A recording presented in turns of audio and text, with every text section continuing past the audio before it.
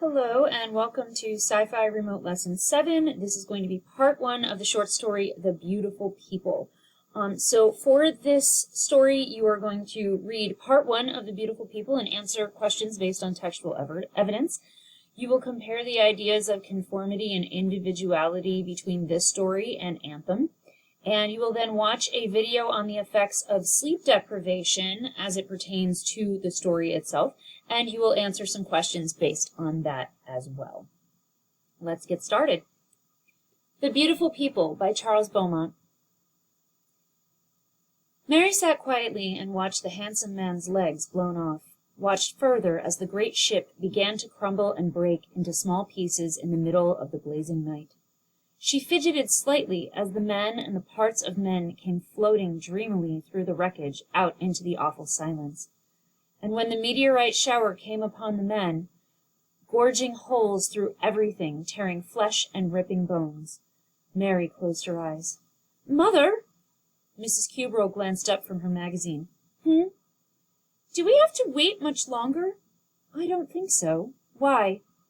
Mary said nothing, but looked at the moving wall. "Oh, that?" Mrs. Cubrel laughed and shook her head. "That tired old thing.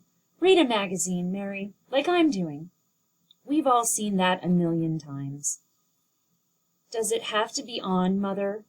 Well, nobody seems to be watching. I don't think the doctor would mind if I switched it off." Mrs. Cubrel rose from the couch and walked to the wall. She depressed a little button, and the light went from the wall, flickering and glowing. Mary opened her eyes. "Honestly," Mrs. Cubrel said to a woman sitting beside her, "you'd think they'd try to get something else. We might as well go to the museum and watch the first landing on Mars. The Majorca disaster, really?" The woman replied without distracting her eyes from the magazine. "It's the doctor's idea. Psychological." Mrs. Cubrel opened her mouth and moved her head up and down knowingly. "Oh, I should have known there was some reason. Still, who watches it? The children do. Makes them think, makes them grateful or something. Oh, psychological." So basically, while they're sitting in the doctor's office, there's essentially the equivalent of a television on, and it's showing this disaster, basically to make kids more grateful for what they have and for psychological reasons. But it's really unsettling to see. And for Mary, she's very disturbed by this, whereas everybody else in the office seems to just not be paying attention. They're all reading magazines. So this is kind of like everyone watching public executions and Anthem. It's basically meant to teach a lesson and for people to remember, the past. All right. Mary picked up a magazine and leafed through the pages. All photographs of women and men. Women like Mother and like the others in the room, slender, tan, shapely, beautiful women, and men with large muscles and shiny hair. Women and men all looking alike, all perfect and beautiful. She folded the magazine and wondered how to answer the question that would be asked. "Mother, gracious, what is it now? Can't you sit still for a minute?" "But we've been here for 3 hours," Mrs. Cubrel sniffed. Do I really have to?" "Now don't be silly, Mary. After those terrible things you told me, of course you do." So at this point, we don't get the information, but we should question, what did she tell her mother? And what's going on in this situation? An olive-skinned woman in a transparent white uniform came into the reception room. "Cubrel? Mrs. Zena Cubrel?" "Yes." "Doctor will see you now." Mrs. Cubrel took Mary's hand, and they walked behind the nurse down a long corridor. A man, who seemed in his middle 20s, looked up from his desk. He smiled and gestured toward the 2 adjoining chairs. Well, well. "Dr. Hortel, The doctor snapped his fingers. "Of course. I know. Your daughter. I certainly do know your trouble. Get so many of them nowadays. Takes up most of my time. So once again we're being told of this trouble, but we don't actually know what it is." "You do?" asked Mrs. Cubrel. "Frankly, it had begun to upset me." "Upset? Not good. Not good at all. But then, if people did not get upset, we psychiatrists would be out of a job, eh?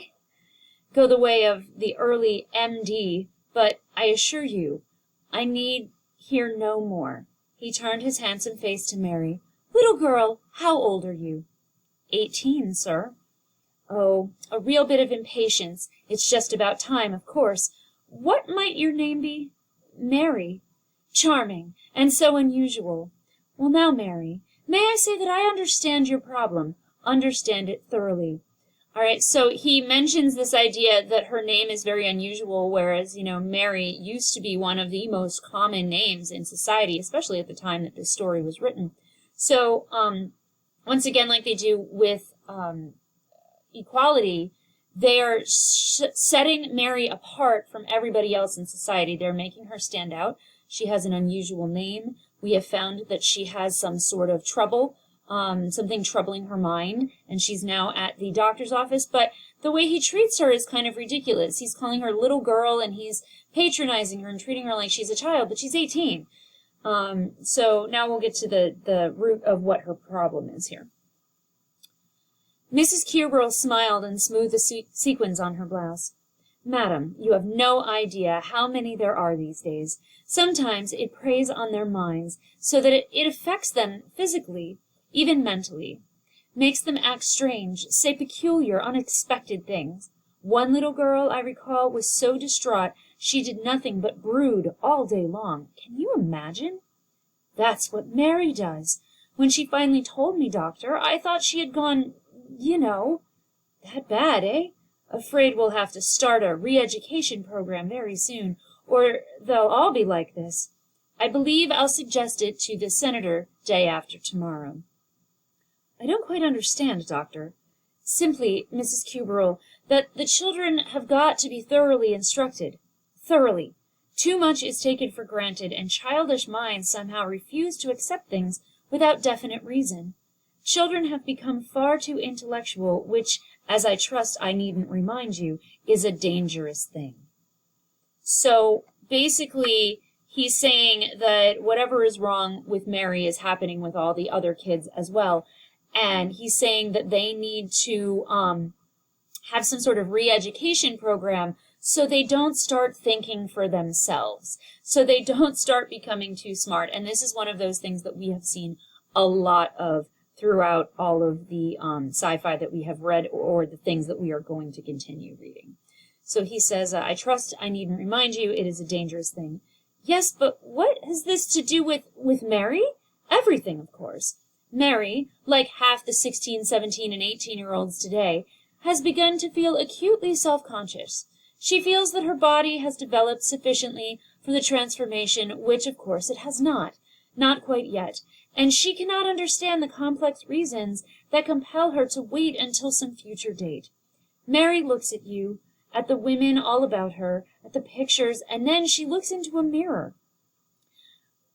From pure perfection of body, face, limbs, pigmentation, carriage, stance, from Simon pure perfection, if I may be allowed, the expression, she sees herself and is horrified. Isn't that so, my dear child? Of course, of course. She asks herself, why must I be hideous, unbalanced, oversized, undersized, full of revolting skin eruptions, badly schemed organically? In short, Mary is tired of being a monster, and is overly anxious to achieve what almost everyone has already achieved. So basically, he's implying that at some point in her life, Mary will be transformed into a beautiful woman. And it sounds like it's going to be, the help of some surgical type of process.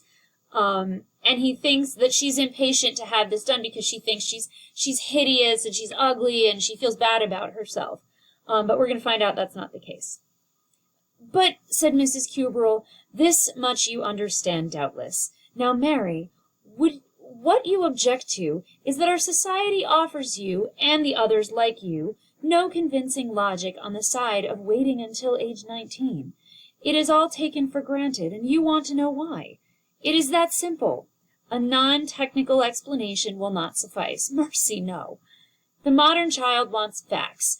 solid technical data to satisfy her every question, and that, as you can both see, will take a good deal of reorganizing. So he won't let her speak for herself. He just keeps speaking for her and putting words in her mouth. But, said Mary, the child is upset, nervous, tense. She acts strange, peculiar, odd, worries you, and makes herself ill because it is beyond our meager powers to put it across. I tell you, what we need is a whole new basis for learning, and that will take doing. It will take doing, Mrs. Cuberl. Now don't you worry about Mary, and don't you worry, child. I'll prescribe some pills and— No, no, doctor, you're all mixed up, cried Mrs. Cuberl. I beg your pardon, madam. What I mean is, you've got it wrong. Tell him, Mary. Tell the doctor what you told me. Mary shifted uneasily in the chair. It's that I don't want it. The doctor's well-proportioned jaw dropped. Would you please repeat that? I said, I don't want the transformation. Don't want it? You see, she told me. That's why I came to you. The doctor looked at Mary suspiciously. But that's impossible. I've never heard such of a thing. Little girl, you're playing a joke. Mary nodded negatively. You see, doctor, what can it be? Mrs. Cuberl rose and began to pace. So we find out Mary doesn't hate herself at all. She wants to be different than everyone else around her. She wants to not have the surgery, to be like everyone else. And the doctor has never had a case of this happening.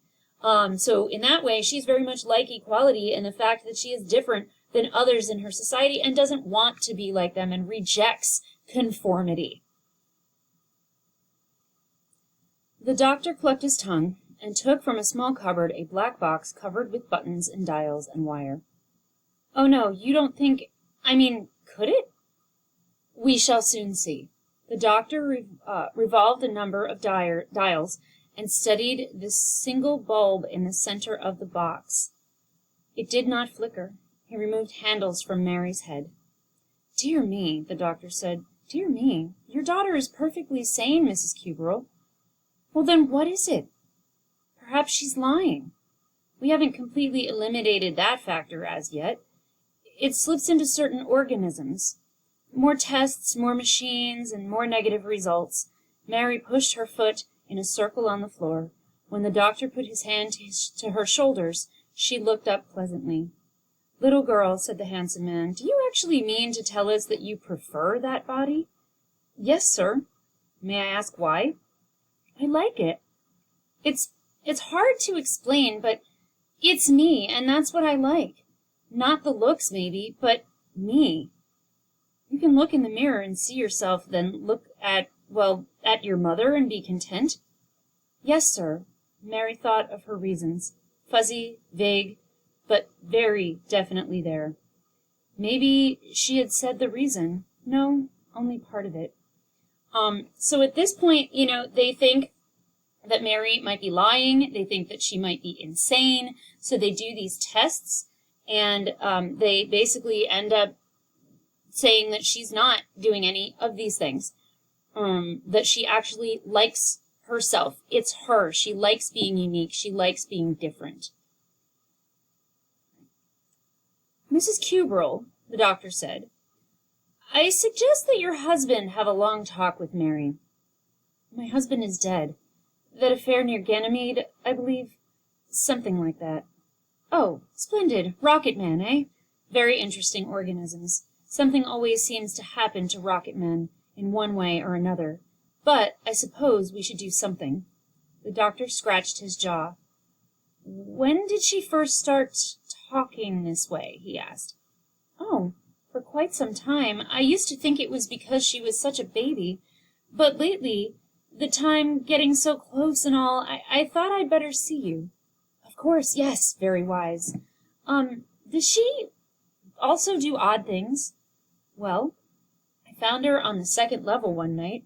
She was lying on the floor. When I asked her what she was doing, she said she was trying to sleep. Mary flinched. She was sorry, in a way that Mother had found that out. Did you say sleep?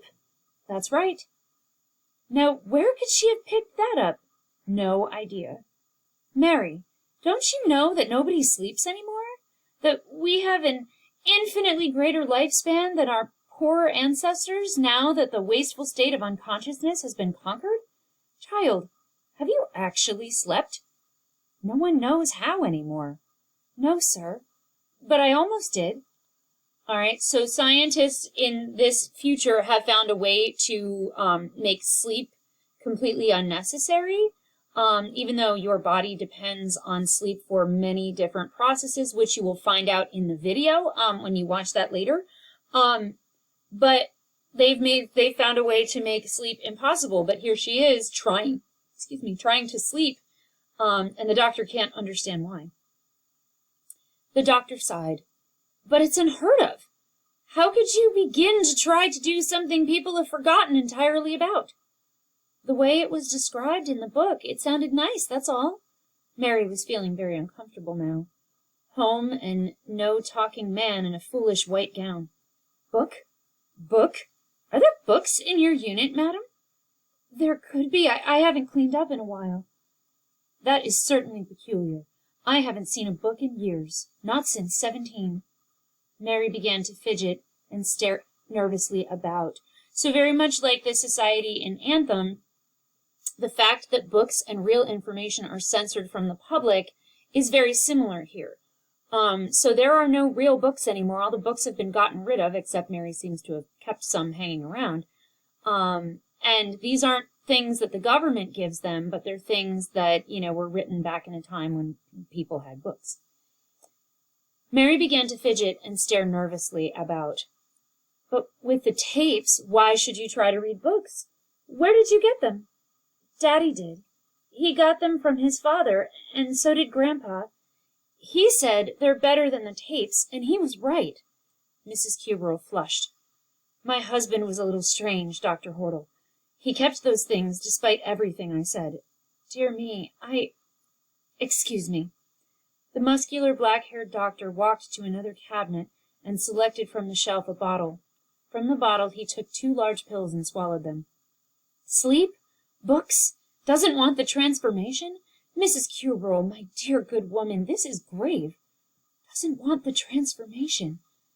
I would appreciate it if you would change psychiatrists.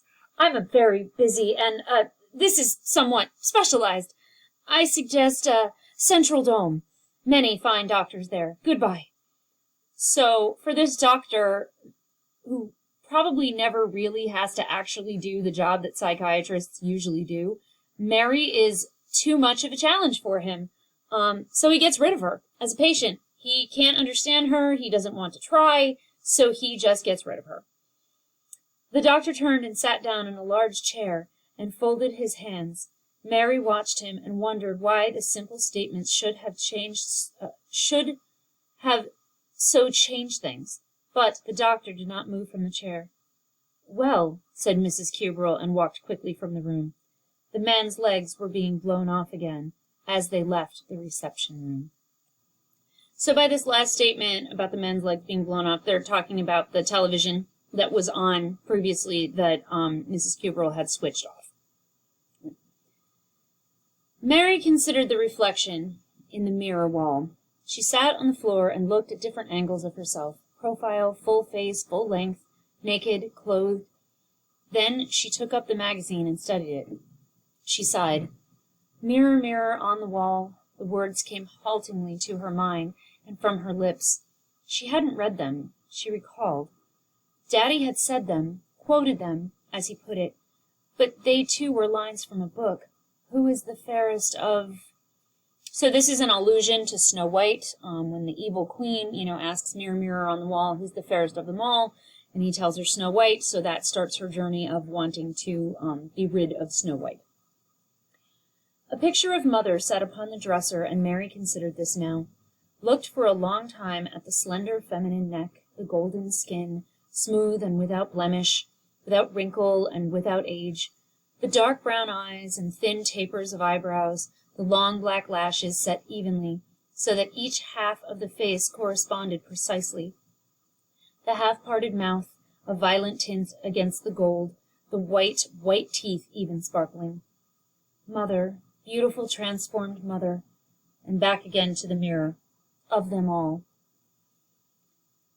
The image of a rather chubby girl without lines of rhythm or grace, without perfection, splotchy skin full of little holes, puffs in the cheeks, red eruptions on the forehead, perspiration, shapeless hair flowing onto shapeless shoulders, down a shapeless body, like all of them before the transformation. When they talk about eruptions on the skin, they're talking about pimples. Did they all look like this before? Did Mother even? Mary thought hard, trying to remember exactly what Daddy and Grandpa had said, why they said the transformation was a bad thing, and why she believed and agreed with them so strongly. It made little sense, but they were right. They were right. And one day she would understand completely. So we find out that her father and her grandfather were also, individuals too that stood out in society. However, they're gone at this point, and Mary only has her mother's opinion and her mother's wants and desires. So she has to fight to remember why her father thought that the transformation was a bad thing, because her mother's been telling her so many other things for so many years. And there's really no one to protect Mary's right to individuality at this point except Mary. Mrs. Cubrel slammed the door and Mary jumped to her feet. She hadn't forgotten about it. The way you upset Dr. Hortle? He won't even see me anymore, and these traumas are getting horrible. I'll have to get that awful Dr. Wagner. I'm sorry. Mrs. Cubrel sat on the couch and crossed her legs carefully. What in the world were you doing on the floor? Trying to sleep. Now I won't hear of it. You've got to stop it, and you know you're not insane. Why should you want to do such a silly thing? The books, and Daddy told me about it. And you mustn't read those terrible things. Why? Is there a law against them? Well, no. But people tired of books when the tapes came in. You know that. The house is full of tapes. Anything you want. Mary stuck out her lower lip. They're no fun. They're all about wars and colonizations. And I suppose books are fun? Yes, they are. And that's where you get this idiotic notion that you don't want the transformation, isn't it? Of course it is. Well, we'll see about that. So we find out that these tapes are most likely government-provided information, like many of the other stories that we've read, where the government is providing information for its people and, providing only what it wants its people to hear. And this story is absolutely no different than all of the rest of them. Mrs. Cubrel rose quickly and took the books from the corner and from the closet and filled her arms with them. She looked everywhere in the room and gathered the old rotten volumes. These she carried from the room and threw into the elevator. A button guided the door shut. I thought you'd do that, Mary said. That's why I hid most of the good ones, where you'll never find them. Mrs. Cubrel put a satin handkerchief to her eyes and began to weep. Just look at you. Look. I don't know what I ever did to deserve this. Deserve what, Mother? What am I doing that's so wrong? Mary's mind rippled in a confused stream. So here's this mother, manipulating her daughter, completely just giving up on her at this point. She doesn't know what she did to deserve this. And most people would, most parents would kill for a child who is this independent and does what they believe in and, is a good person. But she's really forcing her daughter to make a choice that her daughter doesn't believe in. Mm-hmm. So this shows you kind of how shallow and superficial her mother is. What? Mrs. Cubrel screamed. What do you think I want people... Do you think I want people to point to you and say I'm the mother of an idiot? That's what they'll say. You'll see. Or, she looked up hopefully, have you changed your mind? No. The vague reasons longing to be put into words. It doesn't hurt. They just take off a little skin and put some on and give you pills and electronic treatments and things like that. It doesn't take more than a week. No. The reason. Don't you want to be beautiful like other people, like me? Look at your friend Shayla. She's getting her transformation next month, and she's almost pretty now. Mother, I don't care. If it's the bones you're worried about, well, that doesn't hurt. They give you a shot, and when you wake up, everything's molded right. Everything to suit the personality. I don't care. I don't care! But why? I like me the way I am. Almost exactly. But not quite. Part of it, however. Part of what Daddy and Grandpa meant. But you're so ugly, dear. Like Dr. Hordle said, and Mr. Wilmus at the factory, he told some people he thought you were the ugliest girl he'd ever seen. Says he'll be thankful when you have your transformation. And what if he hears of all this? What'll happen then? All right, so her mother at this point is insulting her to change her mind. And, you know, she's comparing her. She's like, what will people think? This is not something that a good mother would normally do. She wouldn't care what people would think if she had a daughter who was brave enough to stand on her own 2 feet and be her own person. Right? Daddy said I was beautiful. Well, really, dear, you do have eyes. Daddy said that real beauty is only skin deep. He said a lot of things like that, and when I read the books, I felt the same way. I guess I don't want to look like everybody else, that's all. Not that it's, no, that's not it. Not at all it. That man had too much to do with you. You'll notice that he had his transformation, though. But he was sorry. He told me that if he had it to do over again, he'd never do it. He said for me to be stronger than he was. So he wanted Mary to learn from his mistakes. Well, I won't have it. You're not going to get away with this, young lady. After all, I am your mother. A bulb flickered in the bathroom, and Mrs. Cuberl walked uncertainly to the cabinet. She took out a little cardboard box.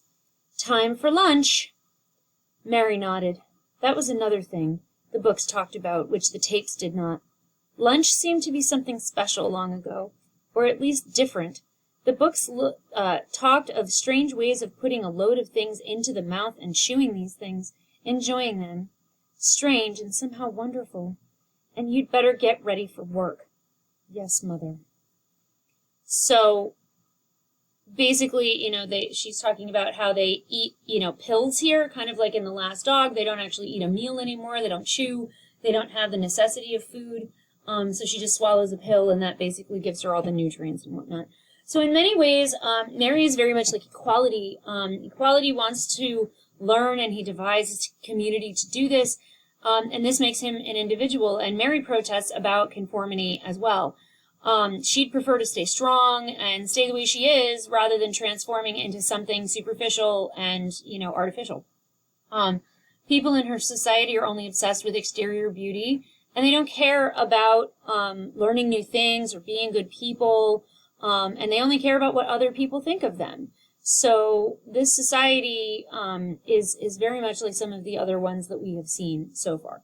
All right, now that you have finished this, you're going to answer 5 questions about the story, and then you're going to watch a short video about sleep deprivation and answer 5 questions about that. Have a great day.